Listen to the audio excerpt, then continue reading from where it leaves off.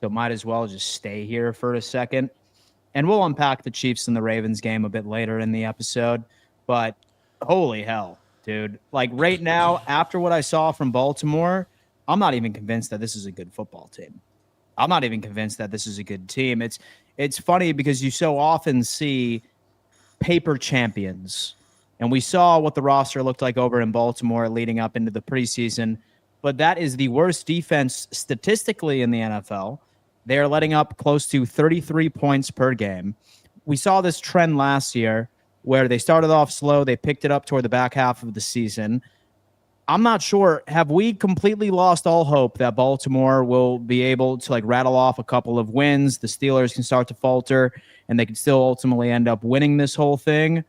Like, what are your thoughts on this? Because I feel like their spirit is broken as a team. And I think the second that we saw Lamar Jackson walk off with a phantom hamstring injury, ironically enough, when the Chiefs went up by 30, I think that's got to be concerned. I saw a lot of Ravens fans burning Lamar Jackson's jerseys yesterday on social media. I think they've had, surprisingly enough, a lot of people are pissed. Richie, thoughts on the Baltimore Ravens and the Kansas City Chiefs game? I think that, hell, you know what? Screw it. We're skipping it. And we're talking about this game right now. Should Ravens fans be concerned? Is there any part of you that thinks they can pick it up, or is the damage already done? Richie, go ahead. They're dealing with a lot of adversity right now, and it's crazy that Derrick Henry fumble in week 1 started all of this.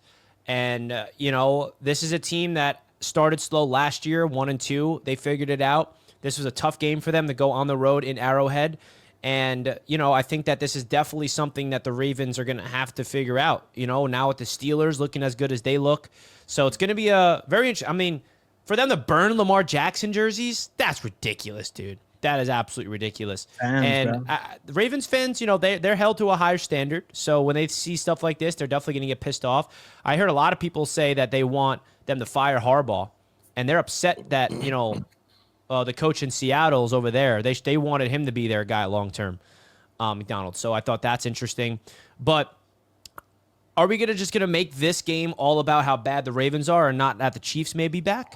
So I look or at are we the just gonna say Ravens. the Ravens are bad now, and now the Ravens defense is trash, and what Mahomes did, and the offense 4 touchdowns, 400 yards, we're just gonna overlook that? So I think that it's too soon for us to say that the Chiefs offense is back, because I'm looking at the Ravens so far this year, and they gave up 41 points to the Buffalo Bills week 1, where Josh ended up throwing for like 275 yards in a single quarter. Yet Jared Goff put up 38 against that defense as well, and that run game. And then you also ended up seeing the Kansas City Chiefs put up 37. I wasn't sleeping on the Chiefs ever. I knew that they were going to come back and do their thing. But I still think it's a little too soon for me to say, all right, like this Chiefs offense has it figured out. I still think they need Rashee Rice back. But I think the big thing that who was back yesterday made it all difference is Xavier Worthy's presence. Yeah. Worthy's back. Yeah, he was big. And that was a big miss that everyone forgot about. He got knocked out of the game in the first drive of the season, and Andy Reid and the offense all offseason was game planning this offense around Xavier Worthy. He gets knocked out. They're trying to adjust. He's back. Now look what happened.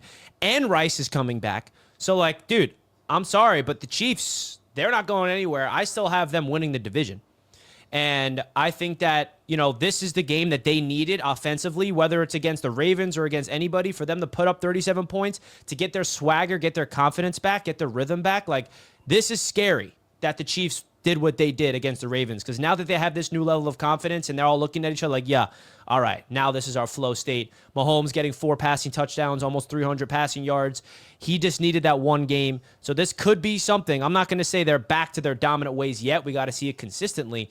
But this is definitely something that you got to watch. A game like this can absolutely spark something with this organization. So we shall see how it goes. And you see the Chargers now vulnerable with their offensive line injuries, them losing to the Giants. The Chiefs are just one game back from the Chargers now. So watch out for that division.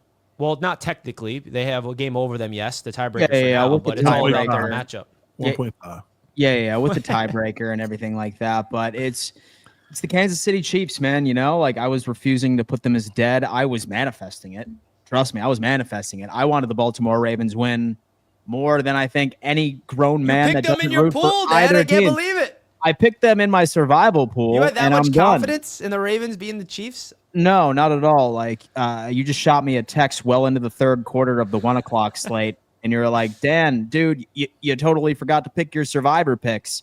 And I was just like, well, I mean, I'm not going to pick the Jets or the Dolphins. Who the hell knows what happens there? Maybe Cincinnati can pull a horseshoe out of their ass against Denver tonight. I thought the Ravens was my best pick, right? But I mean, Because I got unfortunately, sent all here the I picks, stand. and I see Dan Mitchell with a red X. I'm like, oh, Dan forgot to make his pick. You got to make your pick. Damn. Well, hey, you know what? Watch out next year. At least TD, you didn't pick the Cowboys or the Packers, because if you picked either one of them, you still would have lost because it's a tie. yeah, dude. I was this close to picking the Packers as well. TD, thoughts on the Baltimore Ravens, Kansas City Chiefs, biggest storylines, thoughts on Lamar Jackson and his phantom hamstring injury. You just go What do you keep got? on highlighting that, huh? Okay, first and foremost, let's not forget this game was on the road for Baltimore in Kansas City. All right. Kansas City's second home game this year, and they lost the first one to Buffalo. No, that was Baltimore. This was a game to me that I agree with Richie. You put the Chiefs on a pedestal and say, hey, man, they still got it. Xavier Worthy was everything. Don't forget, he also rushed for almost 40 yards. That jet sweep hurt him. Also, that big down the field throw by Mahomes to Worthy as well was huge. Those are the game-changing plays. Those are the things that sparks the offense. And Patrick Mahomes dinked and dunked and did his thing, and I liked it. He managed it very well. When you look at it, he threw the ball to like 8 different receivers, and many of them had multiple receptions, 3, 4, and 5 for quite a few guys. Kansas City, again, they're a great team. I still don't think they're as good as, they used to be, but they still a team that could potentially make the playoffs. They're going to have to prove it to me. I'm still not sold. I want to see a little bit more.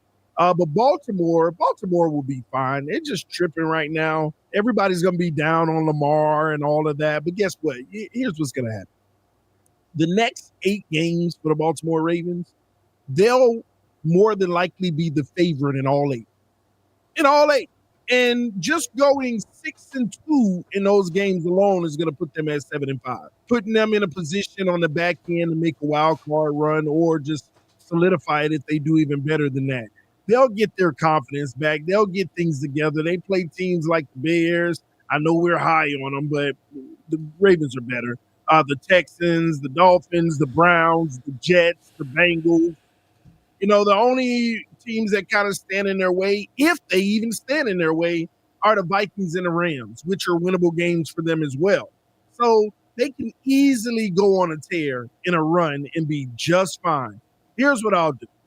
I'll give it 2 more weeks when they play the Texans and the Rams. And if the Baltimore Ravens can win both of those games, there is nothing to fear. They're going to be right up there with 12, 13 wins. They lose one of those games, they're going to be fighting for the wild card. They lose both of those games, their season is over. Okay, that's how I kind of look at it. Those next 2 weeks will be a huge deciding factor for the Baltimore Ravens. The Lamar Jackson stuff, fans going crazy. Yeah, man, I agree. He's a bum. Trade him to Miami. We'll take him, all right? But they'll be fine. It's nothing to panic about. Well, be careful there, Ravens fans. Have no fear. Lamar and his hamstring should be okay, right? I still have yet to see an update on whether or not that he's going to miss significant time, but he is playing the Houston Texans next Sunday, October 5th. Hopefully he's good to go because that is a very good defense, and I don't think Cooper Rush has much of a chance. And so against that defense over in Houston.